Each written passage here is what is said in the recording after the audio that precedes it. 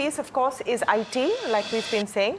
And it's coming on the back of what Accenture has done. Accenture, of course, one of the largest IT companies in the world, and is sort of a flag bearer for how Indian IT is going to perform. The impact of Accenture's results is seen very, very closely. So they have upped their outlook for the current financial year and sees their full year revenue growth in the range of 4 to 7% versus 3 to 6% earlier.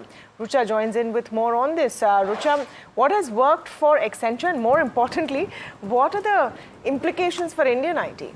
Right, so I'll directly move on to implications of Indian IT. Three clear positives for Indian IT. Number one, upgradation of guidance by Accenture. Now, this is largely on the back of faster execution of deals. So the problem which most of the Indian IT companies were facing about conversion of revenue into deal wins now seems to be in the past. The other one is that it expects managed services bookings to grow in mid-single to high single digits growth for the next year. Now, remember that when we track Accenture, we largely look at managed services bookings of Accenture. So this one is another positive. And last one is consulting revenue registered a strong comeback after almost 5 to 6 quarters. Now, though consulting business is not clearly an indication for Indian IT companies, but definitely for the consulting side of Wipro, that is Capco business, this one is a big positive. One setback over here is that the management mentioned that the discretionary demand still remains unchanged and they are not clear of the demand environment, and this will only be clear once the US clients decide on their CY25 budget, which will happen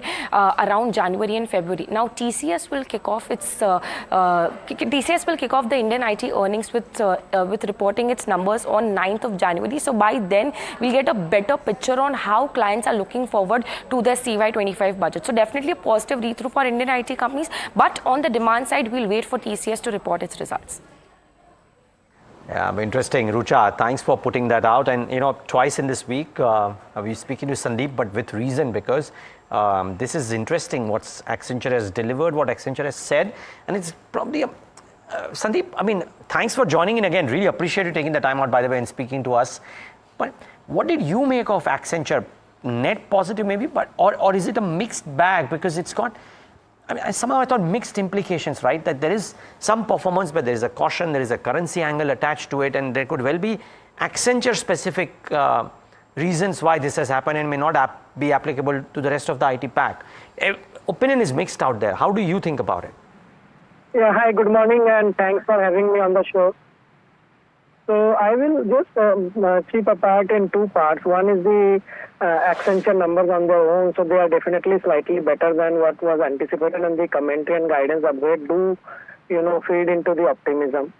On the other hand, if you see the numbers into greater detail, then there is a consulting piece and the outsourcing piece, and this outsourcing piece or the managed services piece has done slightly better than the consulting piece, which may also be reason because there were impending US election when this quarter was going on. So, most of the clients would have pulled back the discretionary part a little bit, and they may release now with certainty on presidential outcome. So that can play, and that can further aid growth going forward.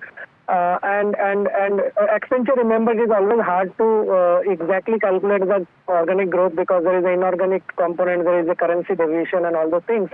But overall, still, if you see the book-to-bill and the booking ratios, they are all looking fantastic. So no doubt there is an uptick in the demand situation. And in my view, next quarter onwards, it will be further improving because consultancy will also now open up.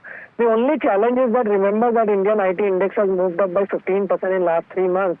So a lot of all this optimism has been built in price. So I would say that, good news on fundamentals will keep on coming for next 2, 3, 4 quarters at least. But we don't know how the valuations are pitching. In my view, valuations are little stretched right now. So be very choosy on what you buy. So that comes straight to my next question, Sandeep. When you say be choosy for what you buy, what should you be looking at? Is Wipro, for example, something that you should see good implications for Capco business because of what Accenture has said? Would you look at an LTIMindtree? Would you look at the top line? What are the filters you would apply? No, so I would rather say that you should buy companies where valuations are reasonable in the large cap. So there are a couple of names which are reasonably valued. And then if you are going to buy something expensive, buy the sector which will do well in the longer term. So the sector which comes to my mind on that front largely is the R&D space where you have all the R&D plays. So I will prefer them. But remember, everything is right now very stretched in terms of valuation. So we cannot, just simply buy because there will be time correction and valuation issues which will crop up, or there could be some long time correction which can happen. The ones which you think are well priced right now. You mentioned that there are some options which are well priced. Which ones are those? I run a PMS, so it is very hard to call out any name, but let me give you these themes of ER&D where you have KPIT, Tata Elxsi, LTTS, all this look good from a 5 to 10 year perspective. And in the large cap, there are a couple of names which are more on telecom side and product engineering, which has not done well in last 1 year. So those things can actually do well. Okay. So look out for the ones which can now do well. But thank you so much for that, Sandeep Agarwal there.